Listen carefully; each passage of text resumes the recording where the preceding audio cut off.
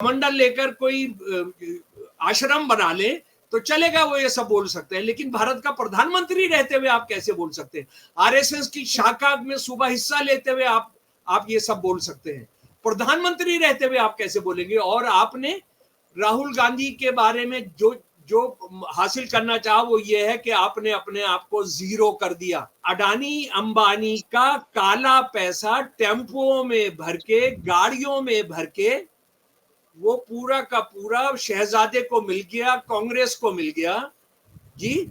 और ये टेम्पो के टेम्पो भरकर आए। मोदी जी को पता नहीं है, ईडी को पता नहीं है, होम मिनिस्टर को पता नहीं है, फाइनेंस मिनिस्टर को पता नहीं है जी, सीबीआई को पता नहीं है, इंडिया की जो प्राइम एजेंसीज हैं उनको नहीं पता है। तो सबसे पहले राष्ट्रपति ने क्या काम करना चाहिए कि मोदी को डिसमिस कर देना चाहिए। जब से चुनाव चला है, राहुल गांधी जो है कम से कम 80 बार अडानी अंबानी की बात कर चुके हैं, और सबसे लेटेस्ट जो है उन्होंने 8 तारीख को ही अडानी अंबानी की बात की, और साफ साफ कहा है कि अडानी अंबानी आपका रेल ले चुके हैं, आपके हवाई अड्डे ले चुके हैं, आपकी बिजली की सप्लाई की एजेंसी ले चुके हैं, सड़क ले चुके हैं, वो किसानों के खेत ले चुके हैं, उनका माल ले चुके हैं, पेट्रोल ले चुके हैं, डिफेंस की सारी प्रोडक्शन ले चुके हैं। लगभग 40 साल से ये कह रहा हूं कि आरएसएस दुनिया का सबसे बड़ा बेईमानी सिखाने, झूठ बोलने और हिंसा की ट्रेनिंग देने, अफवाहें फैलाने का दुनिया का सबसे बड़ा गुरुकुल है।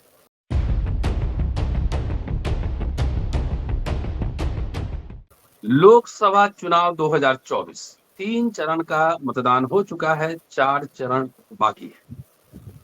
5 किलो अनाज नहीं चला, मंदिर मस्जिद नहीं चला, हिंदू मुसलमान नहीं चला, तमाम तरह के जो शिगुफे होते हैं, कुछ लगता है काम नहीं कर रहा है।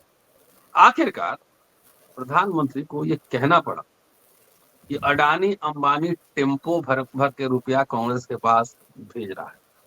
अब इतनी बड़ी सरकार है इनकी, इतनी एजेंसीज हैं, सीबीआई है, ईडी है, तमाम एजेंसीज हैं, जब टेम्पो भर भर के रुपया जा रहा है तो उनको पकड़ा क्यों नहीं पकड़ा? क्या है दाल में कुछ काला? दोस्तों, रतनलाल बोल रहा हूं और आप देख रहे हैं अम्बेडकर नाम। आज चर्चा करेंगे लोकसभा चुनाव के ऊपर, और हरियाणा में अभी 3 विधायक कट के इंडिपेंडेंट विधायक कांग्रेस में शामिल हुए, तो कांग्रेस भी झटका पे झटका दे रहा है। कुछ लोग उधर से उधर जा रहे हैं, कुछ लोग उधर से इधर।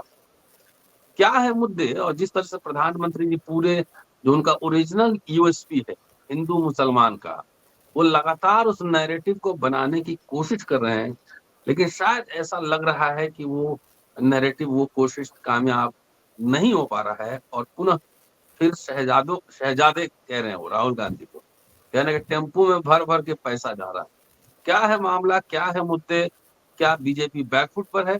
क्या लग रहा है कि सरकार नहीं बनेगी? इन तमाम पहलुओं पर चर्चा करूंगा। शमसुल इस्लाम साहब हैं, आप लगातार अम्बेडकर नामा पर सुनते हैं, स्वागत है सर। जी, जय भीम, इनकलाब जिंदाबाद। जय भीम सर। लाल जी, आपसे काफी दिन के बाद मुलाकात हो रही है, तो आपने तो एक भूमिका बांधी थी, और पहले मैं लगभग 40 साल से ये कह रहा हूं कि आरएसएस दुनिया का सबसे बड़ा बेईमानी सिखाने, झूठ बोलने और हिंसा की ट्रेनिंग देने, अफवाहें फैलाने का दुनिया का सबसे बड़ा गुरुकुल है।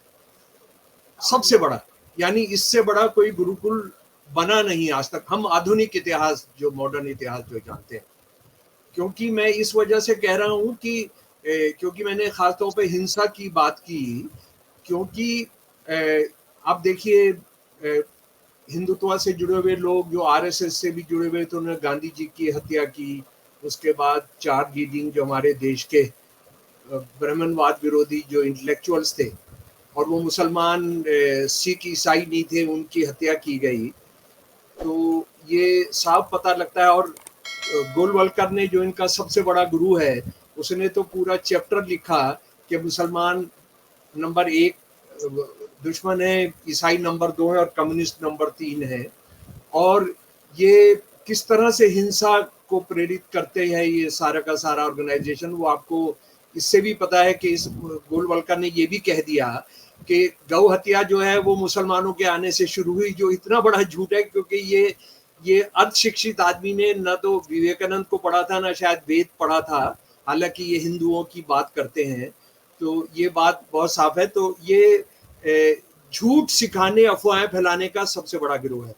लेकिन ये मोदी जी के आने के बाद इसमें एक नया आयाम जुड़ा है।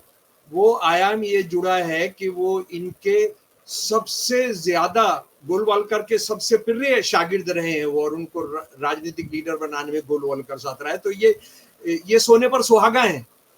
और मोदी जी क्या बोल रहे हैं, मैं पूरी डिटेल्स में आके सिर्फ आज बता देता हूं कि हमारे देश का एक बहुत बड़ा, बहुत चर्चित कवि, व्यंगकार और जर्नलिस्ट विष्णु नागर जी ने आज एक बहुत साफ साफ लिखा है कि हमारे जो प्रधानमंत्री हैं उनकी मनोवैज्ञानिक समस्या लग रही है, क्योंकि वो जिस तरह की बातें कर रहे हैं, यानी अभी तक तो ये बात हिंदू मुसलमान हो रहा था, गाय हो रहा था, मंगलसूत्र हो रहा था, मुसलमानों की आबादी बढ़ रही है, ये सब हो रहा था, मुसलमान मीट खाते हैं, बाकी सब लोग मीट नहीं खाते हैं। लेकिन अभी उन्होंने जो कहा है, जरा उसको पहले सुन ले, उसके बाद हम बात करेंगे। डॉक्टर रतनलाल जी पूरा सुन ले हम, और ये मैंने प्रधानमंत्री की साइट से लिया है, ये हिंदी अनुवाद भी उनकी साइट से लिया है मैंने, सुन लीजिए जरा। आपने देखा होगा कि कांग्रेस के शहजादे पिछले 5 साल से सुबह उठते ही माला जपना शुरू कर देते हैं। जब से उनका राफेल वाला मामला ग्राउंडेड हो गया, यानी वो टाइटा फिश हो गया, तब से उन्होंने एक नई माला जपना शुरू किया है। 5 साल से एक ही माला जपते थे, 5 उद्योगपति, 5 उद्योगपति, 5 उद्योगपति। और ये बड़ा ड्रामेटिक अंदाज में अगर आप वीडियो देखेंगे तो वो कह रहे हैं 5 उद्योगपति, 5 उद्योगपति, 5 उद्योगपति। फिर धीरे धीरे कहने लगे अंबानी अडानी, अंबानी अडानी, अंबानी अडानी, अंबानी अडानी, अंबानी, 5 साल से। लेकिन जब से चुनाव घोषित हुआ है, उन्होंने अंबानी अडानी को गाली देना बंद कर दिया। मैं आज तेलंगाना की धरती से पूछना चाहता हूं, तेलंगाना की यानी धरती को वो इतना कमजोर और इतना घटिया समझ रहे हैं कि वो इस तरह का बेवकूफी की बात कर सकते हैं। माफ कीजिएगा, काले धन के कितने बोरे भरकर के रुपए मारे हैं। शब्द देखिए जरा, शब्द यही बोले हैं उन्होंने। काले धन के कितने बोरे भरकर रुपए मारे। ये काला धन किसका है? अडानी अंबानी का है। क्या टेम्पो भर के नोट कांग्रेस के लिए पहुंचे हैं? क्या सौदा हुआ है? आपने रातों रात अंबानी अडानी उनको गाली देना बंद कर दिया। जरूर दाल में कुछ काला है। और सुन लीजिए गौर से, 5 साल तक अंबानी अडानी को गाली दी और रातों रात गालियां बंद हो गई। मतलब चोरी का माल टेम्पो भर भर के आपने पाया है। ये जवाब देना पड़ेगा देश को। अब भाई, एक तो सबसे बुनियादी बात जो सारी दुनिया ने, आज तो सारे अखबार भरे पड़े हैं कि जब से चुनाव चला है, राहुल गांधी जो है कम से कम 80 बार अडानी अंबानी की बात कर चुके हैं। और सबसे लेटेस्ट जो है, उन्होंने 8 तारीख को ही अडानी अंबानी की बात की और साफ साफ कहा है कि अडानी अंबानी आपका रेल ले चुके हैं, आपके हवाई अड्डे ले चुके हैं, आपकी बिजली की सप्लाई की एजेंसीज ले चुके हैं, सड़क ले चुके हैं, वो किसानों के खेत ले चुके हैं, उनका माल ले चुके हैं, पेट्रोल ले चुके हैं, डिफेंस की सारी प्रोडक्शन ले चुके हैं। तो ये तो 8 तारीख को ये जो मोदी जी ने कल जो भाषण किया, उससे एक दिन पहले वो बोल चुके, उसी तारीख को ये बोल रहे हैं मध्य प्रदेश के अंदर। तो ये तो बहुत बड़ा झूठ है। लेकिन इसके एक बहुत शर्मनाक पहलू है कि अडानी अंबानी, जिनकी सेवा के लिए मोदी जी ने प्रधानमंत्री रहते हुए, मुख्यमंत्री रहते हुए पूरा अपना राजनीतिक जीवन बिता दिया, और राहुल गांधी बराबर उसको कह रहे हैं। राहुल गांधी ये सवाल उठा रहे हैं कि मोदी जो है अडानी अंबानी का नाम नहीं लेते हैं। राहुल ने मजबूर कर दिया इनको अडानी अंबानी का नाम लेने के लिए। एक और सवाल मेरे बहुजन साथियों, याद रखिए कि संविधान संविधान बचाने की लड़ाई लड़ी जा रही है। इसको जो आपने सारे बताया था, हिंदू मुसलमान गाय राम मंदिर करते करते वो भी संविधान को बचाने की बात कर रहे हैं। यानी सारे के सारे वो मुद्दे जो राहुल गांधी उठा रहे हैं या इंडिया के लोग उठा रहे हैं, वो मोदी जी को उस पर आना पड़ रहा है। मोदी जी की मजबूरी हो गई है, आरएसएस की मजबूरी हो गई है। लेकिन यहाँ पर एक दो बात बहुत समझने की है कि अडानी अंबानी का काला पैसा टेम्पुओं में भर के, गाड़ियों में भर के, वो पूरा का पूरा शहजादे को मिल गया, कांग्रेस को मिल गया जी। और ये टेम्पो के टेम्पो भरकर आए। मोदी जी को पता नहीं है, ईडी को पता नहीं है, होम मिनिस्टर को पता नहीं है, फाइनेंस मिनिस्टर को पता नहीं है जी, सीबीआई को पता नहीं है, इंडिया की जो प्राइम एजेंसीज हैं उनको नहीं पता है। तो सबसे पहले राष्ट्रपति ने क्या काम करना चाहिए कि मोदी को डिसमिस कर देना चाहिए सबसे पहले, कि इतना नालायक प्रधानमंत्री, ऐसा ऐसा ऐसा एग्जीक्यूटिव का अध्यक्ष, यानी इसको आप क्या बोलेंगे। यानी विष्णु नागर जी कह रहे हैं मनोवैज्ञानिक कोई प्रॉब्लम है, लेकिन मैं कह रहा हूं कि आप ऐसे आदमी को कैसे प्रधानमंत्री बनाकर रख सकते हैं। वो विश्व गुरु होता रहे, वो कोई कमंडल लेकर कोई आश्रम बना ले तो चलेगा, वो ये सब बोल सकते हैं। लेकिन भारत का प्रधानमंत्री रहते हुए आप कैसे बोल सकते हैं। आरएसएस की शाखा में सुबह हिस्सा लेते हुए आप ये सब बोल सकते हैं। प्रधानमंत्री रहते हुए आप कैसे बोलेंगे। और आपने राहुल गांधी के बारे में जो हासिल करना चाहा वो ये है कि आपने अपने आप को जीरो कर दिया। आप शहंशाह थे और आप शहजादा जिसको बोल रहे हैं, आपने पिछले 10 साल के अंदर अपनी शक्लें टीवी पर देखी हैं, अपने ड्रेस देखे हैं, अपने कपड़े देखे हैं। राहुल गांधी का आपका जो वो 25 लाख का था सूट, ये राहुल गांधी को ही श्रेय जाता है कि वो आपको उतारना पड़ गया था और उसको बेचना पड़ गया था। वो राहुल गांधी ने ही पार्लियामेंट के अंदर सवाल उठाया था कि आप ये, और उस पर बहुजन के साथियों ये मोदी मोदी लिखा हुआ था, मोदी मोदी लिखा हुआ था, मोदी मोदी लिखा हुआ था, मोदी मोदी लिखा हुआ था। यानी अपने अहंकार की चरम सीमा, आसमान पर छुआ हुआ अहंकार, इतना अपने आप को प्यार करने वाला, अपने नाम को प्यार करने वाला आदमी, तो ये आप प्रधानमंत्री कैसे हो सकते हैं। और ठीक है, एक बाई एक्सीडेंट आप 2 बार हो गए, तीसरी बार आप कैसे प्रधानमंत्री बनाए जा सकते हो। और मुझे लगता है इलेक्शन कमीशन ने इसमें हस्तक्षेप करना चाहिए। इलेक्शन कमीशन ने इनको डिसेबल करार देना चाहिए और सुप्रीम कोर्ट ने सुओ मोटो लेना चाहिए। पतन डॉक्टर रतनलाल जी यहीं पर नहीं हो रहा है। एक खबर जो बहुत थोड़ी सी आकर रह गई, बहुत छोटी सी, वो उस पर चर्चा ही नहीं हो रही है, पता नहीं क्यों। 7 मई को दाहोद की पार्लियामेंट्री कॉन्स्टिट्यूंसी में चुनाव हुआ है। अच्छा, 7 तारीख को वहां पर बीजेपी से जुड़े हुए 2 आदमी, जिनमें से उनका नाम है विजय भाभोर और मनोज मगन। विजय भाभोर जो हैं वो तो उनके फादर रमेश भाभोर जो हैं बीजेपी के आज भी गुजरात के बड़े लीडर हैं। इन लोगों ने वहां पर 25 पोलिंग बूथ पर कब्जा कर लिया। रतनलाल जी 25 पोलिंग बूथ पर कब्जा कर लिया। ये ईवीएम मशीन को उठा लिया और उसके साथ लाइव स्ट्रीमिंग किया, उसको फेसबुक पर लाइव स्ट्रीमिंग किया।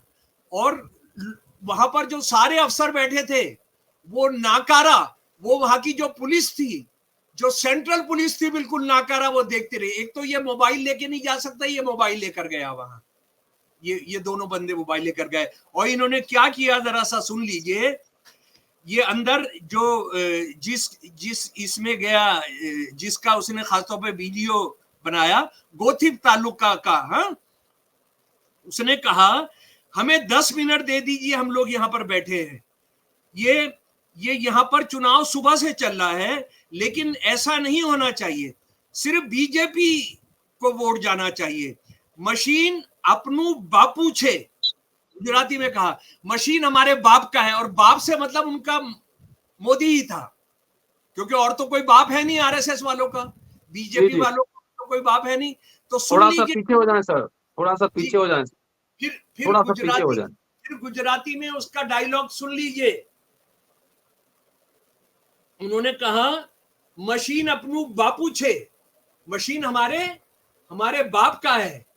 और आप जरा सा देखिए, ये लोग घंटों घंटों तक 25 पोलिंग बूथ्स में जाने का मतलब क्या है, कम से कम 6 घंटे लगे होंगे। और उसके बाद जब कांग्रेस के लोगों ने कल कल जब इस पर आपत्ति की है, तो उसके बाद जो वहां का इलेक्शन के जो लोग हैं वो हरकत में आए हैं, और इलेक्शन कमीशन चुप बैठा है। हमारे जो ये बैठे, असल में मैं आज हमारा जो देश का इलेक्शन कमीशन है भाई, मैं उनसे कह रहा हूं कि आप ये न्यूट्रलिटी का, कि आप निष्पक्ष ये छोड़ दीजिए। आप आरएसएस बोलिए, आरएसएस के हमें जैसे मोदी बोलते हैं, जैसे अमित शाह बोलते हैं, जैसे मोदी के 80% कैबिनेट मिनिस्टर्स बोलते हैं, जैसे सारे गवर्नर बोलते हैं, हमारे राष्ट्रपति बोलती हैं कि वो आरएसएस से जुड़ी हुई हैं। तो आप भी बोलिए, आप भी बोल के, ताकि आपने जो ये बुर्का पहन रखा है, ये आपने धोखे का जो बुर्का पहन रखा है, ये बुर्का उतर कर आप आप आप एम्परर विदाउट क्लोथ्स, आप बिना कपड़ों के एम्परर हैं, वो साफ साफ दिख जाना चाहिए। उससे ज्यादा शर्मनाक बात कोई नहीं हो सकती है।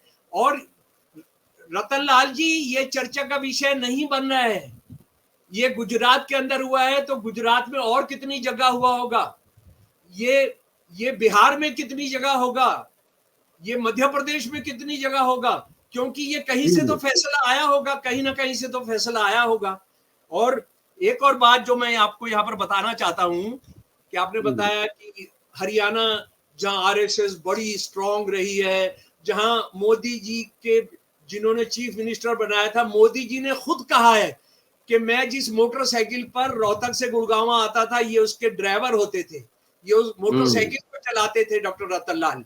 तो उसी वजह से वो चीफ मिनिस्टर बन गए, ये मोदी जी ने कहा। जिस दिन उनको हटाया, उससे एक दिन पहले भाषण में उन्होंने खट्टर साहब की तारीफ करते हुए बताया कि ये मेरे को मोटर बाइक पर रोहतक से लेके, आरएसएस के दफ्तर से लेके मुझे गुड़गांव आया करते थे, इसीलिए वो शायद चीफ मिनिस्टर बन गए थे। तो वो वहां पर आप देखिए क्या हो रहा है। तो कांग्रेस के पक्ष में हवा चल रही है, लेकिन कांग्रेस के पक्ष में हवा चल भी रही हो, इंडिया के पक्ष में हवा चल भी रही हो, आप ममता बनर्जी के पक्ष में हवा चल रही हो, अखिलेश यादव के पक्ष में हवा चल रही हो, किसानों के पक्ष में हवा चल रही हो, लेकिन इलेक्शन कमीशन जो करेगा, और ये विजय भाभोर और मनोज मगन लोग जो खुलेआम इलेक्शन कमीशन इनको छूट देगा, तो उसका क्या नतीजा निकलेगा, उसको जानकर ही हमको दिल जो है दहल जाता है। तो कांग्रेस की हवा चल रही है, तो मोदी जी भी मान ले रहे हैं। मोदी जी जो कहते हैं कि हमने कांग्रेस मुक्त देश को बनाना है, रतन लाल जी, कांग्रेस ही उनके निशाने पर है। कांग्रेस ही, और राहुल गांधी इतना खौफ खा गए हैं, वो पता नहीं रात को सो पा रहे हैं नहीं सो पा रहे, पता नहीं। और अब ये है, अडानी अंबानी की तरफ से कोई बयान नहीं आ रहा है। अच्छा, एक और मजे की बात ये है कि ये अंबानी साहब का जो चैनल है, एक चैनल है, उसने 3 दिन पहले मोदी जी का 1-1.5 घंटे का इंटरव्यू किया है, और वो चैनल पूरा चुप है। और ये अंबानी साहब जो है, मोदी जी के बराबर में राम मंदिर की प्राण प्रतिष्ठा में बैठे थे, उनकी पत्नी बैठी थी। तो मोदी जी, इस देश का तो ख्याल करो। आपने तो आरएसएस का होने का 50 बार सबूत दे दिया।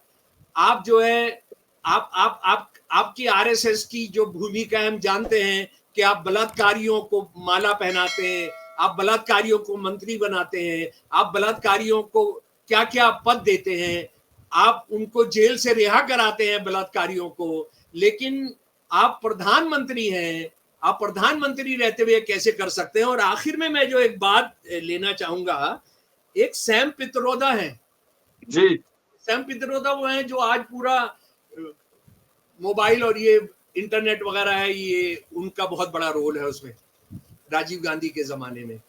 तो वो असल में आरएसएस वाले, और ये जो अपने आप को राष्ट्रवादी जो मीडिया कहता है, वो बस कुछ पकड़ ले, विदेशी पैसे पे चल रहे हैं। एनआरआई मोदी के सबसे बड़ा, ये कहा जा रहा है कि ये मोदी पक्ष अखबार कहते हैं कि ये सारे के सारे एनआरआई जो है मोदी का सबसे बड़ा बैंक है, सबसे बड़ा एटीएम है।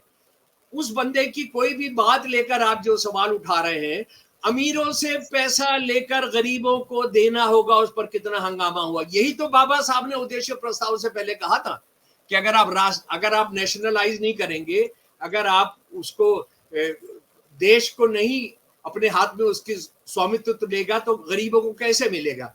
उसके बाद उन्होंने ये कहा कि 70 साल से ये देश चल रहा था, मोदी के आने से पहले देश चल रहा था जिसमें काले थे, गोरे थे, 85 भाषा के बोलने वाले लोग थे, 20 धर्म के मानने वाले लोग थे। और उन्होंने क्या कहा, उनके शब्द के चयन को लेकर आपका मतभेद हो सकता है कि देखिए यहाँ पर उत्तर भारत के अंदर हम अलग तरह के दिखते हैं, साउथ के अंदर हम लोग अफ्रीका जैसे दिखते हैं, हम लोग वेस्ट के अंदर हम लोग जैसे अरब जैसे होते हैं उनके जैसे दिखते हैं, नॉर्थ ईस्ट के लोग जो है हम मंगोलाइट दिखते हैं। ये भारत की विविधता की वो बंदा बात कर रहा है, भारत की विविधता, और उसके बावजूद ये देश है। लेकिन जो लोग ये सवाल उठा रहे हैं, जरा उनके माध्यम से मैं आपको एक बात बताना चाहता हूं कि तरुण विजय ने 7 अप्रैल 2017 को चेन्नई के अंदर भाषण करते हुए कहा था कि देखिए आरएसएस बिल्कुल भेदभाव नहीं करती है, क्योंकि हम तो साउथ इंडिया के काले हिंदुओं के साथ रहते हैं, काले हिंदुओं के साथ, काले तमिल के साथ, काले हमने केरल के साथ रहता है। तब इनको कोई शर्म नहीं आई थी, कोई शर्म नहीं आई थी। यानी आप सैम पित्रोदा का क्या मतलब है क्या नहीं है, लेकिन आप जो है उसका मूल क्या है उसको आप समझने की कोशिश करें। और सैम पित्रोदा कोई भारत की कांग्रेस का कोई बड़ा पदाधिकारी है, यहाँ चुनाव में हिस्सा ले रहा है कि आप उसको मुद्दा बनाकर राहुल गांधी से सवाल उठाते। आप जब हिंदुत्ववादी जो हैं, जो भारत से अमेरिका गए हैं, जब भारत का स्वतंत्रता दिवस को मनाने के लिए वहां 20 बुलडोजर ले आते हैं वाशिंगटन के अंदर, 20 बुलडोजर, तब आपको शर्म नहीं आती है कि भारत की प्रजातंत्र का आपने जो वहां रूप चुना है वो बुलडोजर चुना है। तो इसको एक बात है समझना पड़ेगा जी। एक बात है, राहुल गांधी ने मोदी को ये मजबूर कर दिया है कि उसके पिच पे आकर खेले। शुरू से आरक्षण, संविधान, सामाजिक न्याय और जो निजीकरण है अडानी अंबानी पर लगातार बोलते रहे। तो वाकई ये संविधान और आरक्षण, वैसे नौकरी नहीं रहेगी तो किसी को नहीं मिलेगा, लेकिन सबसे ज्यादा मार उसके दलितों पे पड़ेगी।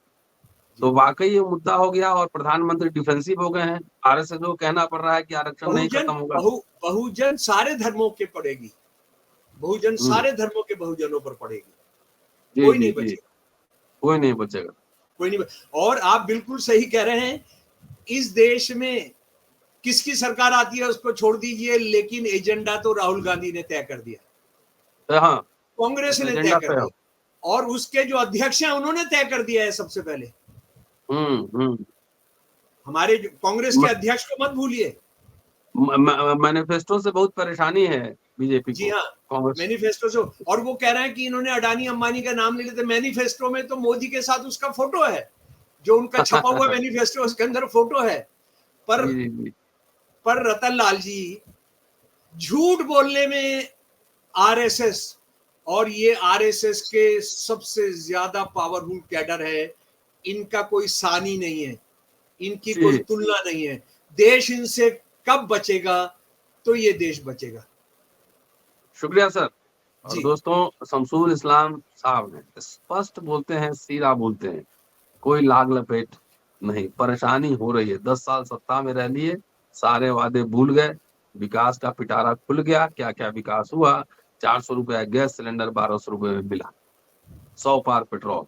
ये सब देखते रहिए। अभी अगली बार अगर आए तो क्या होगा पता नहीं, लेकिन उम्मीद है कि जनता चुनाव लड़ रही है इस बार, पॉलिटिकल पार्टी नहीं, जनता चुनाव लड़ रही और अपना हित कहाँ पे है, फ्यूचर कहाँ से है, वो बात समझ रही है।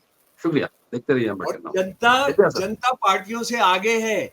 और दूसरी बात, ये आपने वोट देने जाना है, वोट हाँ। देने जाना है, इसको याद रखिए। अगर आप वोट नहीं देंगे तो इसका मतलब है आप मनुवादी शासन को लाना चाहते हैं।